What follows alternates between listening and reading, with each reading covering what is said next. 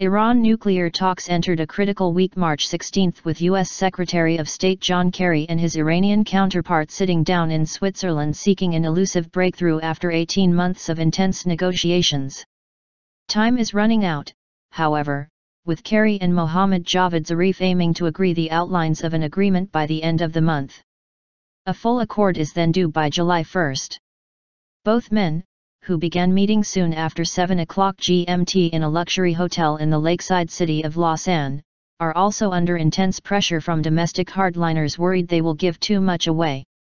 Speaking in Egypt before traveling to Switzerland, Kerry sought to ease such concerns, saying that the aim is not just to get any deal, it is to get the right deal.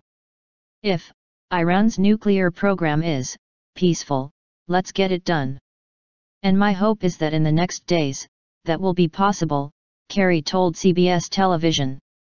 There were, however, important gaps, he said.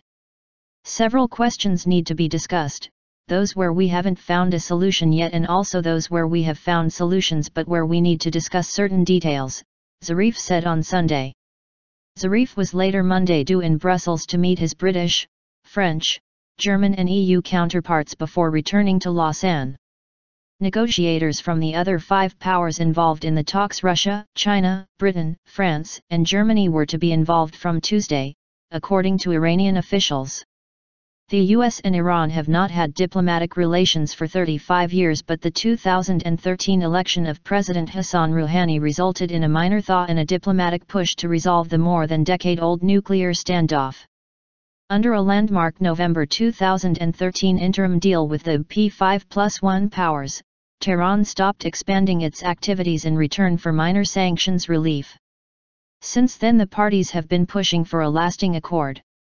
But to the alarm of Iran's foe Israel, US Republicans, and Washington's Gulf allies, the US looks to have abandoned insisting that Iran dismantle all nuclear activities. Instead it appears prepared to tolerate a small program under tight controls and potentially shipping abroad some of Iran's nuclear material, possibly to Russia. In theory this still leaves Iran with the possibility to get the bomb, critics say. Iran says its nuclear program is exclusively peaceful. Last week 47 Republicans took the unprecedented step of writing an open letter to Iran's leaders.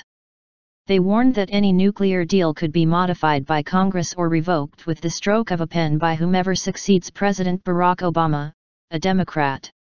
The Obama administration has been trying to dissuade lawmakers from passing legislation that would force the president to submit any Iran deal to Congress for approval.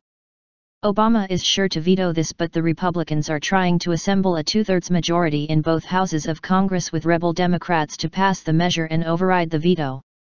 Apparently the administration is on the cusp of entering into a very bad deal with one of the worst regimes in the world that would allow them to continue to have their nuclear infrastructure, Senate Majority Leader Mitch McConnell Sunday told CNN. Some progress has been made towards a deal, but the two sides remain far apart on several key issues.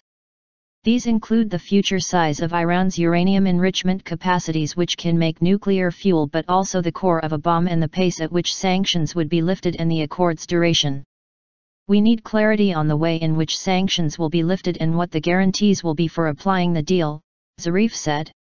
2 deadlines, in July and November, were missed, but in view of the controversy in Washington and pressure in Iran on Rouhani to deliver, extending yet again will be very tough. There is no time for additional extensions, Kelsey Davenport, an analyst at the Arms Control Association, told AFP.